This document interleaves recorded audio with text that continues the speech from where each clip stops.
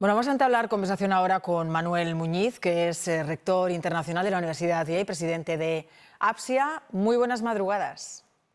Muy buenas noches. Un placer estar aquí. Bueno, antes de nada, ¿considera que estas elecciones pueden ser un punto de inflexión para Estados Unidos en términos de liderazgo global o es más probable que veamos un país cada vez más centrado en sus problemas internos? No, es a todas luces un momento trascendental. Hace poco unos colegas norteamericanos lo comparaban, decían que este era un momento de 1948 de nuevo, ¿no? Para Estados Unidos, que es el momento, pues después de la Segunda Guerra Mundial, cuando Estados Unidos se comprometió con toda la arquitectura internacional que, bueno, pues que ha liderado, ¿no? Que construyó y lideró desde ese momento, ¿no? Desde la OTAN, bueno, una serie de instituciones también en el ámbito multilateral, el compromiso internacionalista de Estados Unidos, ¿no? Y en estas elecciones, en gran medida, sobre todo en el dossier de política internacional y de política económica internacional, en realidad se está dirimiendo esto, ¿no? Si Estados Unidos mantiene lo que han sido pues, más de 70 años de política exterior consistente y estable con independencia de la administración, de sostenimiento y de compromiso con lo internacional, o si eso se revisa, ¿no? Y una segunda administración Trump volvería a abrir ese proceso de revisión que ya abrió en su primer mandato, probablemente con mayor decisión y mayor ímpetu ahora, ¿no? O sea que sí, sí, realmente aquí se abren dos sendas para Estados Unidos y con Estados Unidos para el resto del mundo, ¿no? Usted ha dicho que España es capaz de tender puentes en el nuevo orden internacional en el que intuye que vamos a echar de menos, como hablábamos, a Estados Unidos. ¿A qué se refiere con esa afirmación?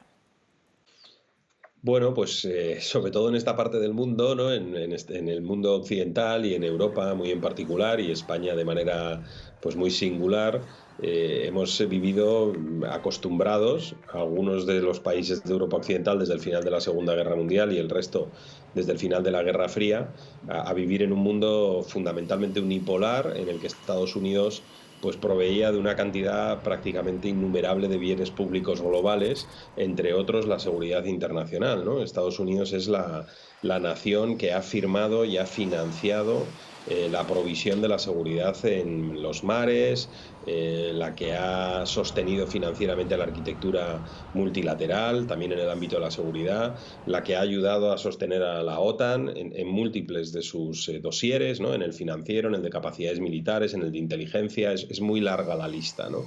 Entonces, haya habido una aportación directa de Estados Unidos a todas estas cuestiones y nosotros en gran medida nos hemos beneficiado de esa provisión de bienes públicos que ha hecho Estados Unidos, ¿no? Y luego además hay una provisión indirecta, ¿no? Que es el miedo o la inquietud que puede producir en muchos actores en el mundo, actores perniciosos, ¿no? Desde pues, organizaciones terroristas, grupos de distinta índole, que se piensan varias veces sus planes de acción porque creen que Estados Unidos tiene la capacidad de intervenir y en el pasado la ha tenido y de impedir que lleven a cabo sus planes, ¿no? Esa capacidad de disuasión que Estados Unidos ha tenido hasta la fecha, pues se está viendo claramente erosionada, ¿no? Entonces, la retirada de Estados Unidos de esta parte del mundo y su retirada de la provisión de esos bienes va a elevar mucho nuestra factura de seguridad, si es que se produce, y nos va a complicar un montón de cuestiones que hasta la fecha pues,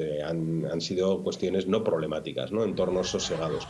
Además, esto plantea una última dificultad que creo que es importante tener en cuenta, ¿no? Y es si las flotas norteamericanas, por ejemplo, dejan de patrullar pues, el canal de Suez o parte del Atlántico o parte del Pacífico o el estrecho de Malaca, como lo hacen en estos momentos, ¿quién va a sufragar el coste que esto supone, ¿no? Y cuánto tiempo vamos a tardar el resto en tener las capacidades necesarias para hacerlo, ¿no? Entonces, un mundo en el que Estados Unidos se retira o concentra sus capacidades más limitadas en ciertos espacios es un mundo, desde mi punto de vista, y creo, lo creo a pies juntillas para los europeos, más inseguro y más problemático. Hay, bueno, múltiples conflictos en la actualidad, conflictos mundiales, como por ejemplo, pues nos viene a la cabeza evidentemente la guerra de Ucrania, el conflicto en Gaza, extendido también al Líbano. ¿Suponen un paso más hacia un mundo de bloques que sea mucho más fracturado?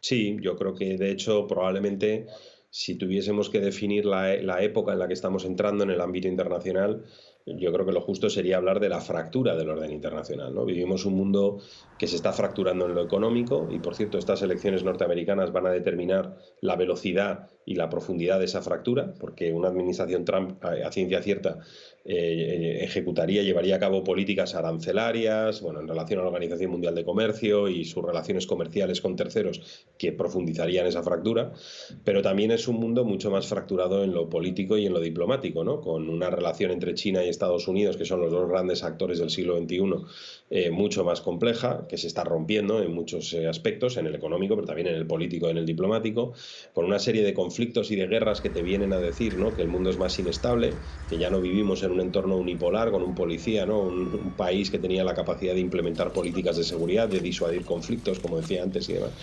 Y por lo tanto es un mundo mucho más inquieto, ¿no? Entonces hay elementos de fractura claves, ¿no?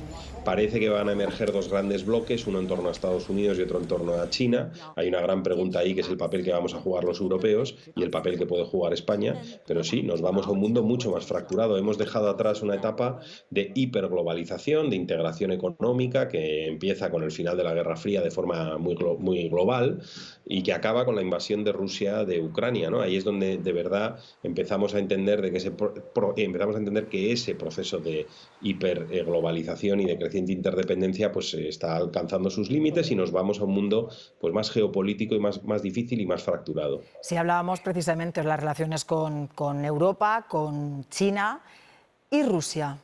¿Qué puede pasar con Rusia?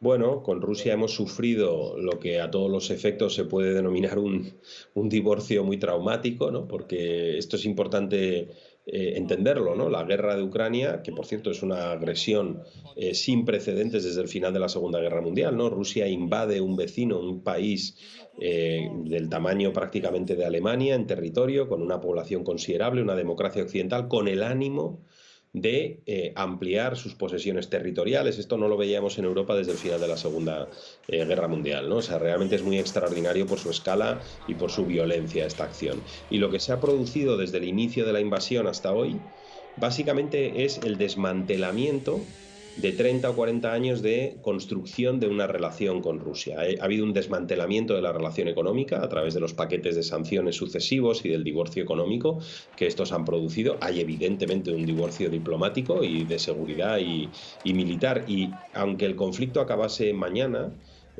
realmente estas heridas se van a mantener y van a perdurar, ¿no? De hecho, el propio conflicto, hay acusaciones ya de crímenes de guerra, hay muchísimas organizaciones documentando y planteando problemas en cortes internacionales y en muchas instancias contra las Fuerzas Armadas rusas, el gobierno ruso. O sea, el divorcio diplomático va a ser prolongado, ¿no? O sea que Rusia va a jugar un papel de antagonista de Occidente durante un tiempo largo, ¿no? Esto es algo que es una tragedia para las dos partes, pero es lo que estamos viviendo. Manuel Muñiz, gracias, muchas gracias, ¿verdad?, por atendernos en esta madrugada, a estas horas. Muchas gracias y por darnos estas claves. Muchas gracias, un gran placer. Gracias.